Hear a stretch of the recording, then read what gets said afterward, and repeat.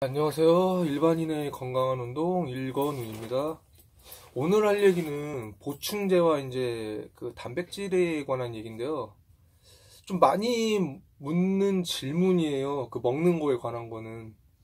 근데 그걸 왜 많이 물어보냐고 사실 상업성 때문이기는 한데 뭐 요거 먹으면 짠하고 몸 좋아질 줄 알고 사실 뭐 그런 거 없다는 건 이제 웬만큼은 다 아실 거예요. 제가 보충제 같은 거에 대해서는 사실은 좀 별 생각이 없어요.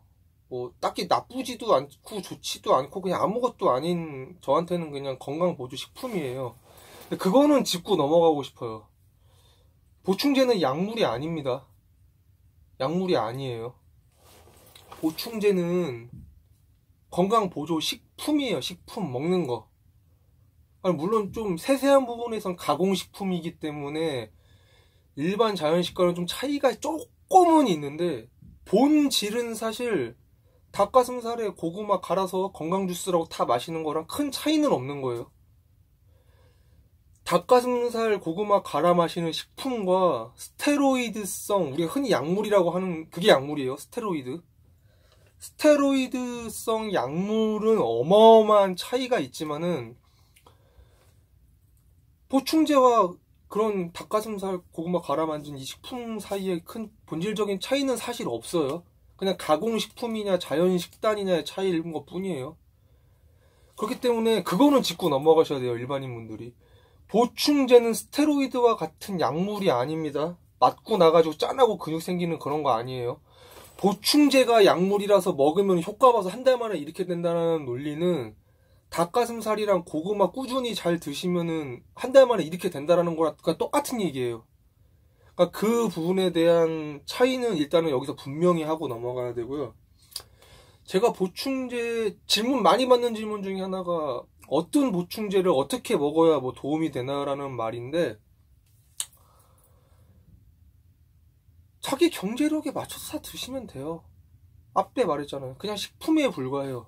이건 어떤 질문과 같냐면은 닭가슴살이랑 고구마를 몇 번 씹어가지고 어느 시간대에 몇 분 내에 먹어야지 효과를 거둬야라는 이런 바보 같은 질문이랑 똑같은 거예요. 보충제는 그냥 보충식품이에요. 광고 문구로 이게 상업성인데 아주 그럴싸한 막 포장으로 무슨 약물처럼 보이잖아요. 막 이상한 번개치는 폰트 같은 거에다가 막 있고 막 근육 핏대 쓴 거 막 프린트 나와 있고 그게 다 광고예요. 근데 그걸 비난할 순 없어요. 이 사람들도 그걸 팔아야 되는 입장이니까 포장을 홍보를 하는 거긴 한데 그거를 보고 우리들은 약물이라고 생각할 필요는 없다 이 얘기예요. 일반인 분들은 그냥 그건 광고에 불과한 거예요. 약물 절대 아니에요. 닭가슴살 팩에 핏대 서 있는 그림 나오고 닭가슴살하고서 막 불 붙어 있는 폰트 써서 붙인다고 해가지고 그게 약물이 되는 건 아니잖아요. 그냥 그런 광고를 붙인 것 뿐이지. 그래서 보충제도 마찬가지예요. 닭가슴살 몇 번 씹어가지고 몇 분 내로 뭐 하루에 몇 번에 나눠서 먹을까요? 그런 질문이 바보 같은 것처럼 보충제도 똑같은 보충식품이기 때문에 그냥 교과서적으로 드시면 돼요. 먹고 싶을 때 드시고요. 운동 전후로 드시면 돼요. 근데 뭐 단백질 과섭취에 대해서는 제가 따로 나중에 영상을 찍어 설명할 거니까 여기서는 설명 안 할 텐데 일단은 단편적으로 얘기하자면 그냥 막말로 꼴리는 대로 드시면 돼요. 뭐 운동하고 나서 드시든 뭘 하든 먹고 싶을 때 드시면 되는 거예요. 보충제는 마법의 영약 같은 게 아니에요. 보충제는 그냥 식품이 단백질 뭐 가수분해한 그런 뭐 유청에서 보통 많이 끌어오죠. 우유 뭐 거기서 추출한 그냥 단백질 뿐이에요. 앞서 제가 엄청나게 깔아둔 그 영상에서도 보다시피 경력, 운동 기술, 수행 능력, 중량 이런 거를 보충제가 단축시켜 주지는 않아요. 보충제는 어떤 식으로 생각하시면 되냐면은 내가 앞서 말한 경력이라든가 뭐 중량, 수행 능력 뭐 이런 거를 전제로 다 깔아뒀을 때 그냥 챙겨 드셔주면은 좋은 거지. 그게 이것들을 넘어서 1순위가 되고 이것 1순위가 돼서 이 모든 거를 앞서가지고 단축시켜주는 최고의 요인이 되는 게 아니에요. 굳이 보충제를 일반인들이 드시겠다면은 경제력이 되면은 드시면 돼요. 보충제 회사들의 주로 광고인데 상업적인 또 일부 좀, 저 이분들 고수라 생각 안 합니다. 뭐 운동 얼마나 잘하시던 간에 전 고수라 생각 안 해요. 남을 속이니까. 왜냐면은 보충제 뭐 몇 번 드셔야 된다. 이거 챙겨 드셔야 된다. 뭐 이런 거 후기 쓰고 하는 사람들 있어요. 그 사람들은 고수가, 전 여기서 단언하건데 아무리 몸 좋고 운동 잘해서 전 그 사람들 고수라고 생각 안 해요. 일단 사기꾼이죠, 그 사람들은. 과도한 어느 정도의 장사속은 이해하지만은 그걸 넘는 과도한 장사속은 사기 맞습니다. 전 사기라고 생각해요.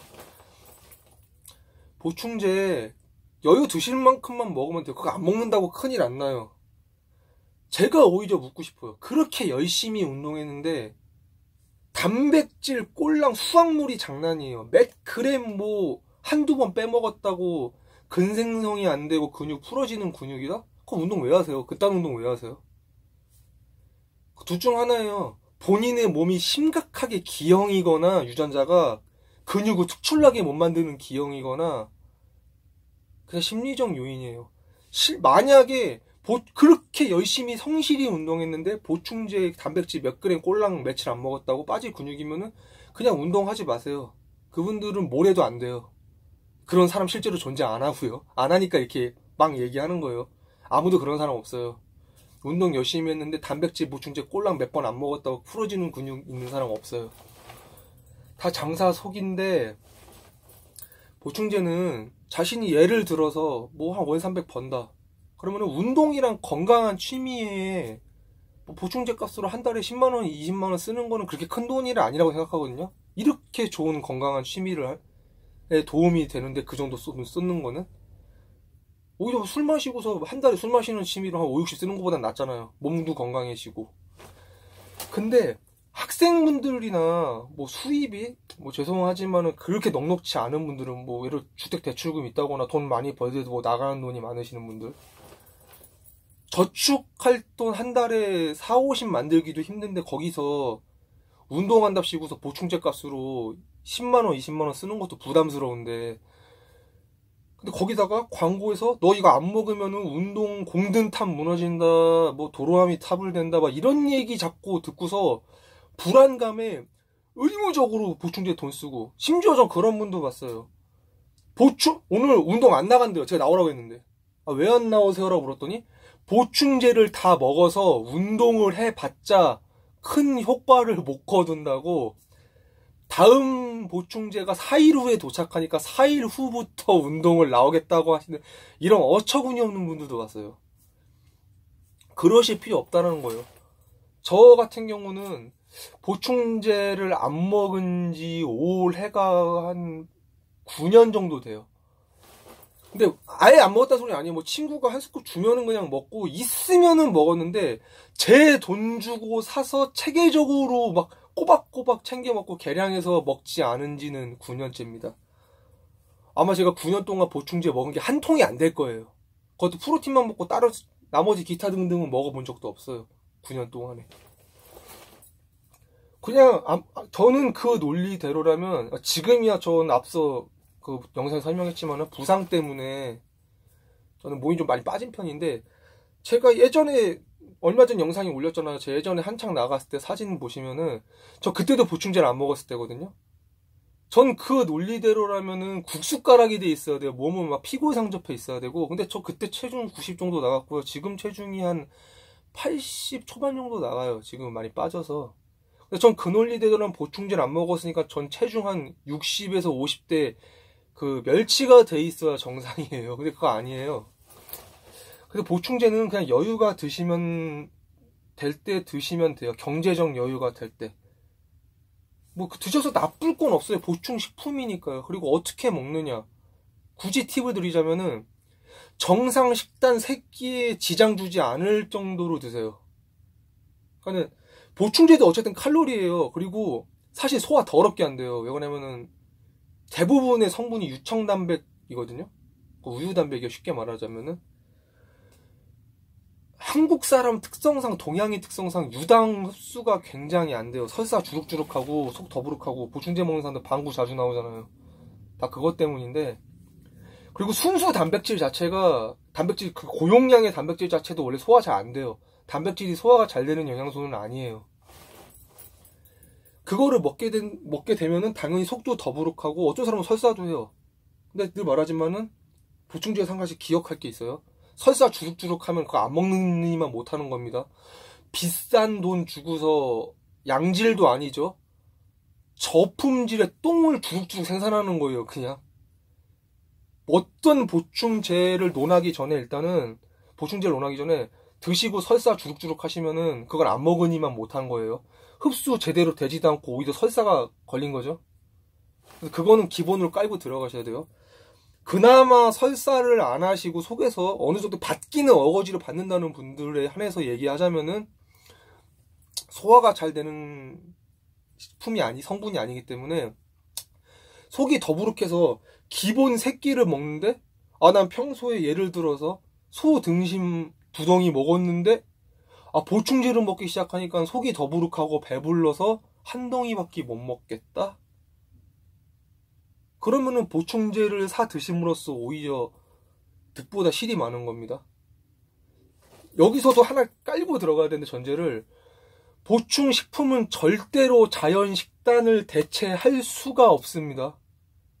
보조예요. 메인 식품이 아니라 보조라는 이름이 아예 붙어 있어요.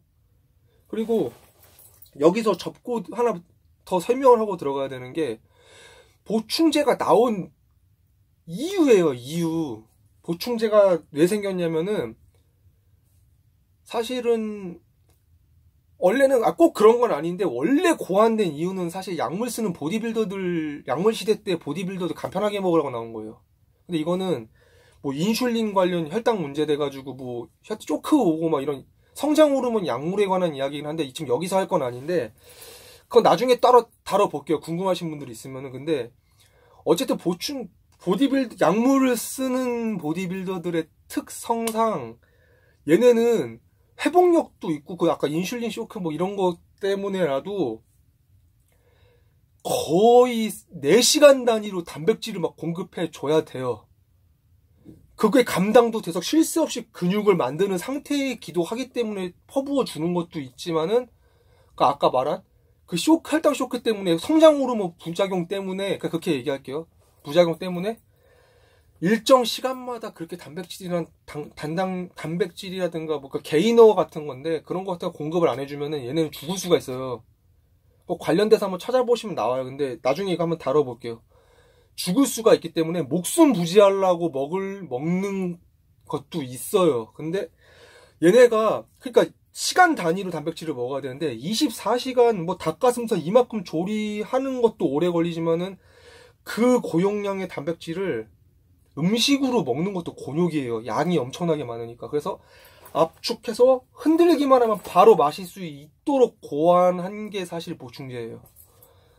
근데 일반인한테 효과가 없다는 거 아니에요. 일반인도 마찬가지 이유로 그런 사람들은 드셔도 돼요.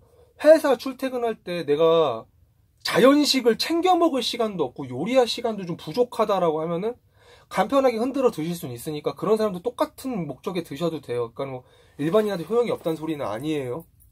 어쨌든 이런 식으로 해서 고안이 된 건데 이거를 보조식품인데 자연식을 등한시하고 먹게끔 자연식을 섭취하는데 지장을 준다라면 일단은 안 먹는 걸 전 추천해요. 자연식을 새끼 먹는 탄탄하게 영양소 갖춰서 먹는 쪽으로 가장 1순위로 생각해야 되는 게 맞아요. 그 어떤 보디빌더나 트레이너도 자연식을 등한시하면서 보충제를 메인으로 드시는 사람 아무도 없습니다. 이 세상에 결단코 말하지만 존재 안 해요. 그런 사람은. 일단 그런 사람은 프로도 아니고 그건 선수도 아니에요. 어떤 선수나 프로든 간에 보면은 기본 새끼의 식단이 웰빙 식단으로 탄탄하게 전제가 된 상태에서 아까 앞서 말한 대로 뭐 시간이 안 된다거나 바쁘다거나 했을 때 틈틈이 보조하는 목적으로 보충제를 먹어요.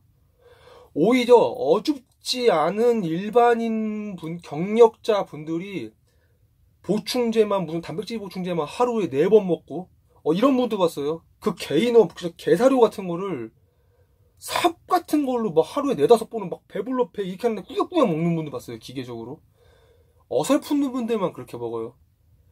그렇기 때문에 이렇게 일반 식사에 지장을 주시는 분들은 웬만하면 안 먹고 일반 식사를 먼저 클린하게 만드는 거에 집중을 하시라고 권해드리고요. 그리고 단백질 과섭취 해가지고 몸에 이상 생기는 분들이 있어요. 의외로 많습니다. 기계적으로, 아까 앞에 말한 기계적으로 드시는 분들, 그분들은 일단 병원부터 가보시고 보충제 끊으세요. 예. 그리고 그 단백질 보충제 외에 크레아틴이라든지 다양한 뭐 보충제들이 있는데, 그거는 나중에 얘기가 길어질 것 같아서 지금도 충분히 길어졌는데 나중에 나눠서 한번 설명을 할게요. 일단 단백질 보충제에 관한 얘기는 그냥 이 정도예요.